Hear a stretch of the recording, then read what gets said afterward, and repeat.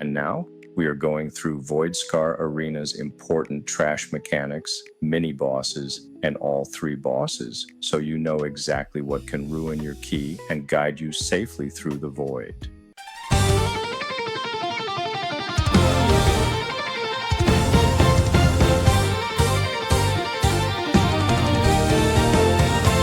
On the first path, stop the dominated brawler's demoralizing shout. If it goes through, your team gets a 20% reduction. Your highest interrupt priority is the Void-Touched's Shadow Bolt volley. Do not let this cast finish. Destroy magma totems quickly and use area interrupts whenever possible to stop the lava bolts.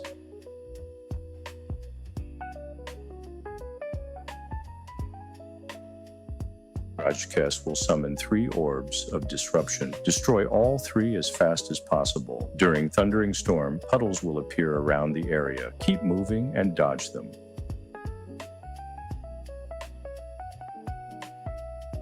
If the team go for the right path, the mini-boss is AEGYRA. It will cast Ferocious Leap. The target will have a red arrow over the head. Use defensives for this. After it casts Earth Splitter, this will create a big puddle, dodge the hit, and use the room space to place it. When it casts Champion Spear, the entire team should hit the spear and then spread. Once you enter the arena, give your tank a moment to gather everything and establish aggro. Then stun the pack, cleave everything down, and keep moving away from the green puddles. Mini-bosses will start coming through the gates, so pay attention to what spawns. Keep the protective turtle away from the other mobs while its shield is active. Slows work here, so control it until the shield disappears. Once the shield drops, switch and burn it down quickly. Brutok uses a frontal attack. Dodge it. After the frontal hits the wall, Brutok takes increased damage, so use that window to burn him. And throughout the arena, keep dodging the small tornadoes, green and fire puddles.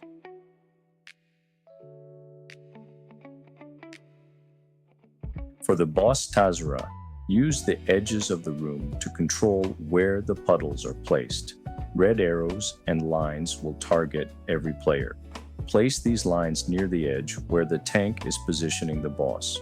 Keep the lines close together, but do not stack them. Avoid crossing another player's line, and whenever possible, aim yours toward the wall. The tank should reposition Taz'Rah away from these puddles to keep the next part of the fight clean. Keep your camera facing the ruptures to dodge the incoming orbs. Dark Bloom deals heavy group damage and sends orbs out from the existing void puddles. Use defensives when needed, matrix dodge the incoming orbs, then move Taz'Rah toward the next clean section of the room. Keep rotating around the arena until the boss is down.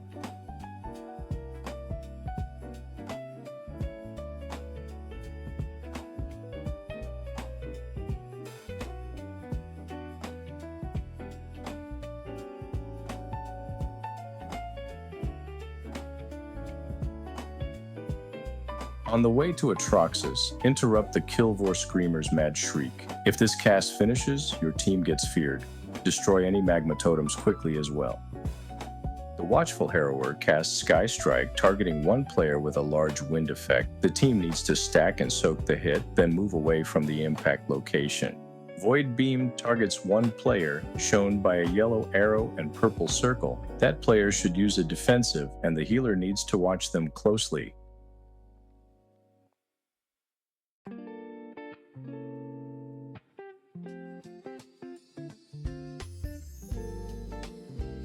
Now it's Monsterverse time. Atroxus starts filling the area with poison splash puddles. Keep moving and stay out of them. Tanks, Hulking Claw is your heavy hit. Use a defensive to reduce the damage. Noxious Breath is a large frontal attack. Stay close to Atroxus so you can move around the boss quickly and dodge it. The Toxic Creeper is your highest priority during this fight. As soon as it appears, every DPS should switch to it. The targeted player, tank, needs to kite the creeper around while the group burns it down. Do not ignore it, and be careful with the boss's frontal. On the final path, Mad Shriek remains a priority interrupt. Do not let the Kilvor Screamer fear the group. The Devouring Brutalizer uses Brutalize, dealing heavy damage to the tank. tanks, use defensives here. When Devour begins, a large mob will gain a red aura. Everyone needs to switch and kill that mob before the Brutalizer consumes it. If Devour succeeds, the Brutalizer heals and gains increased damage. Healers, be ready to remove both magic and poison effects through this section. The Mending Void cast will heal an enemy, so use crowd control or interrupts to stop it.